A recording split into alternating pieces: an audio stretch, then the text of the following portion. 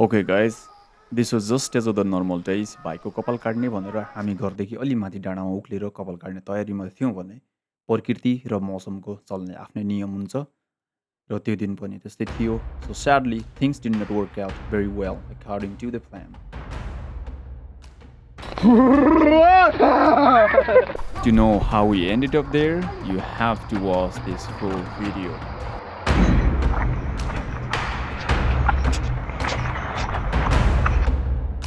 As you guys can see, there are no market at all. यो ठाउँमा market छैन. To get a haircut, you have to separate 2-3 घण्टा छुट्याउनु पर्छ. पसल जानलाई फर्किनलाई 2-3 घण्टा. That will take about your whole day. एक दिन नै लाग्ने गर्छ.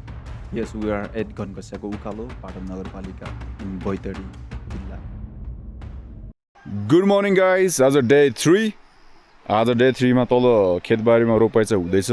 बट हामी चाहिँ अलि टायर्ड भएको कारणले अलि सरसफाइतिर पनि ध्यान दिउँ आज गाउँतिर भनेर उ भाइको कपाल काट्न जाँदैछौँ. So this is the best barber shop in the world I guess guys. यस्तो भ्यू भएको सलुन जिन्दगीमा सायद यो चाहिँ पहिलोचोटि हुनुपर्छ. कतै छ भने कमेन्ट गरौँ मलाई है. But this is the best scene. हामी देख्न सक्छौँ घनकस्या उकालो लाई देखाउँदै हामीले अब उ भाइको कपाल काट्न जाँदैछौँ. आम नट द प्रोफेसनल अरे म चाहिँ सलुन हेयर स्टाइलिस्ट चाहिँ होइन. तर लेट्स सी कस्तो लुकाउँछहरूले चाहिँ कति कन्फिडेन्स छ भाइ. के छ हालखबर? एकदम बढिया. बढिया रेडी हो? एकदम. ल ठिक छ त्यसो भए लेट्स गो. कपाल काट्नुभन्दा अगाडि म अलिअलि नर्भस चाहिँ थिएँ. तर 3-4 घण्टाको बाटो हिँडेर कपाल काटेर 3-4 घण्टा फेरि फर्किँदा 7-8 घण्टा वेस्ट गर्नुभन्दा यही दारेजुवा काट्ने हातले नै कपाल काट्दा बेस्ट हुन्छ भनेर म कपाल काट्नतिर सुरु गरेँ.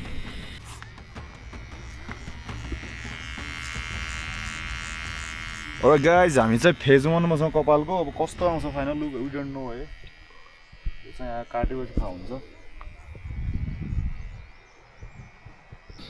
तर पानी परे पर्छ त्यसपछि कपाल देखिने हो कि बिउ. भाइको कपाल काट्दै गर्दा मलाई मेरो बाल्यकालको याद आउँदै थियो. त्यति बेला यसरी रेजर ब्लेड भन्ने प्रयोग गरिन्थेन. कैँची र काइँयोले कपाल काट्ने गरिन्थ्यो. बोल्दै है. गाइज अहिले पानी परिरहेको छ हाम्रो होइन. आकाश पनि यहाँ गर्जेर आइरहेको छ. आई डोन्ट नो हामीसँग अब सावधानीको उपाय भनेको भाइको मात्रै हो होइन. अब तलतिर मैले यहाँ मोबाइल सप यसको अन्डर राखिदिएको छु. अब मेसिनलाई कति खराबी के गर्छ वी डोन्ट नो गाइज है. तर पानीमा म चाहिँ रुजिराखेको छु गाइज. लाइक यस्तो छ सोकिन इन द फकिङ रेन. तर पनि हामीले किप अन वर्किङ होइन. हामी छोड्नेवाला चाहिँ छैनौँ. रोपाइ चाहिँ चलिराख्ने नै छ. So will just keep continuing guys. Oh guys लगभग यो साइडको हामीले मिलाइसकेको छौँ है. अब अलिक कैँची लिएपछि लास्टमा लाइनिङ फिनिसिङ दिने हो. अब अर्को साइडतिर हामी जान तयार भइसकेको छ. पानी पनि परिरहेको छ गाइज. आई डोन्ट नो कसो सर्भाइभ गर्ने हो. भिज्दै भिज्दै पनि कपाल काट्ने हो. I don't know guys. यस्तो हेयरकट तपाईँहरू देखेको छ कि छैन लेट मी नो. यसको बडा सताता है. गाइज यो हेभी रेन हुँदैछ है यो बेलातिर. यस्तो रेन होला भनेर प्रिडिक्ट चाहिँ गरेको थियौँ. तर अब ठिकै छ पानी परिरहेछ. हजुर हामीलाई वी डिड प्रिडिक्ट गाइज. अहिले पानी परिरहेछ. यो घनकस्याको फेदमा छ. तल चाहिँ उता खेतीपाती गरेर एकछिन रोपाइ हुँदैछ. अब खोला पनि आज बढेर आउँछ होला. माछा पनि बगेर आउँछन् होला है. सो अब के गर्ने त गाइज. ठिकै छ भिजे पनि it doesn't matter. All right guys अहिले पानी परेको अवस्था. हामी रुखको फेदमुनि छौँ. यस्तो पानी परिसकेको छ यार. काट्दा काट्दा कस्टमर जङ्गलमा आएका छन्.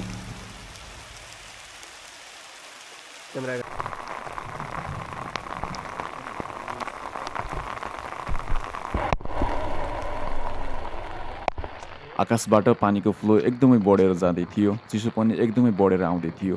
त्यसकारण कपाल काट्ने काम भने अझै बाँकी नै थियो. काम रोकिएको थियो. अब यसरी हुँदैन. काम चाँडोभन्दा चाँडो सकाउनु पर्छ भनेर म आफ्नो रियल अवतारमा उत्रिएँ.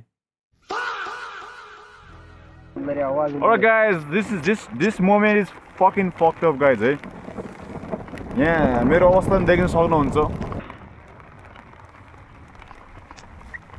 यो कपाल काट्ने ठाउँमा गएर कपाल काटेको भए 15 देखि 20 मिनटमा यो कट सकिन्थ्यो होला. तर समन लाइक मी अनप्रोफेसनल अनि यस्तो ठाउँमा अनि पानी परेको बेलामा यो भिडियोमा चाहिँ सिर्फ ठाउँअनुसारको भोकाइ हो भन्ने कुरा मैले देखाउन खोजेको छु। दुईटै साइडको कपाल काटिसक्दा पनि एक साइडको भन्दा अर्को साइडको अलि फरकै देखिराखेको थियो। सो त्यो मिलाउँदै हाम्रो करिब अझै एक्स्ट्रा समय खर्च हुँदै थियो।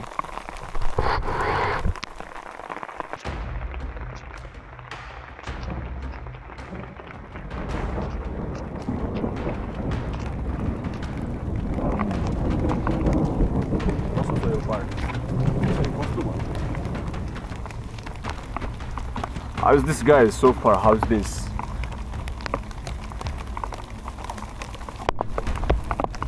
अहिले चाहिँ अलि चिसो पनि भएको छ, पानी परेको छ। अहिले बिहानको फेरि 9 बजेको छ। आज 27 गते हो जैठको, जुन कति हो आज?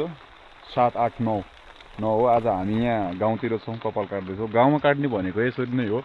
यहाँ नजिकै कतै पनि सलुनहरू छैन। यहाँदेखि सलुनमा पुग्नलाई 3 घन्टा जति हिँड्नुपर्छ। पाटन भन्ने ठाउँमा पुगेर मात्रै कपाल काट्न पाइन्छ। अब कहिलेकाहीँ गाउँतिर आएको बेला अब भाइहरूको कामहरू यसरी कपाल काटिदिने, दार्जिलिङमा मिलाइदिने, चट्ट हुन्छ राजेश हमाल पारामा बनाइदिने काम चाहिँ मैले गर्न एकदम ट्राई गर्छु भनौँ न।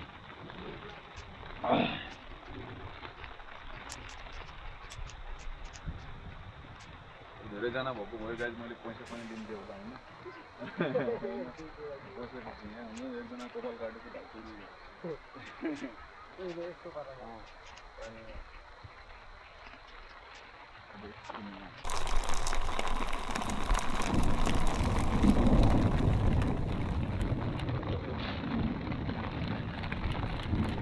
पछि फाइनलिङ गरौँला। अब गाइज क्विक अपडेट, अहिले अति नै भारी वर्षा भएको कारणले हामी केही समयको लागि चाहिँ पोस्टपोन गर्नेवाला छौँ। चिसो पनि परेको छ, पानी पनि लगातार लागेको छ। लगभग हाम्रो कपाल काट्दाखेरि लगभग अहिले 30 मिनट्सभन्दा माथि भइसकेको छ। अहिलेकोसम्म काटेको भनेको यति हो, हेर्नु सक्नुहुन्छ। चारतिर अलिक घटाएको छु, म मेसिन पनि चलाउनु जस्तो भएन होइन, पानी पनि परे भयो कि। त्यही भएर गाइज अब पानी रोकिएपछि हामीले गर्नेछौँ।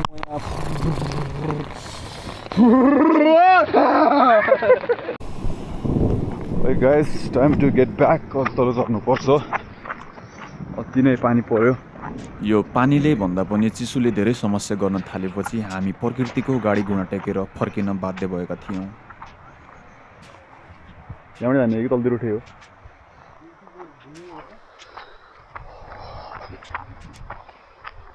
के छ यहाँ कस्टमरको हालत? एकदम चिसोले बवाल भइसक्यो त। वाह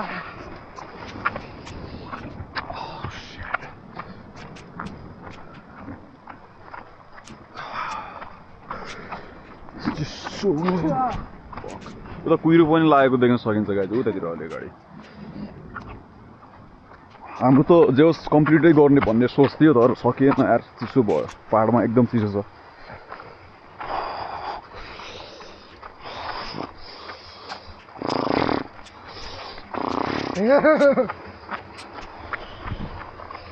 और guys we made it back. अब तल आइसकेको छौँ घरको। हातखुट्टा धोएर गइदिने हो। हेयरकट सकिन नपाउँदै पानी परिहाल्यो। यहाँ यस्तै हो, मौसमको कुनै भर हुँदैन। कहिले घाम कहिले पानी, कसैलाई थाहा हुँदैन। सहरमा जस्तो सबै सुविधा पनि हुँदैन। यस्तो ठाउँमा पसल चलाउनु, काम गर्नु अनि दिनहुँ सङ्घर्ष गरेर जीवन अघि बढाउनु सजिलो छैन। तर अन्त्यमा जीवनले जे परिस्थिति दिए पनि गर्नुपर्ने काम त गर्नै पर्छ। यदि यो भिडियोले तपाईँलाई नेपालको यो पाटोसम्म ल्याइदियो भने भिडियो मन परे लाइक गर्नुहोला, आफ्नो विचार कमेन्टमा लेख्नुहोस् अनि यस्तै वास्तविक यात्राका लागि सब्सक्राइब गर्न नभुल्नुहोला। फेरि अर्को यात्रामा भेटौँला। Thank you for watching.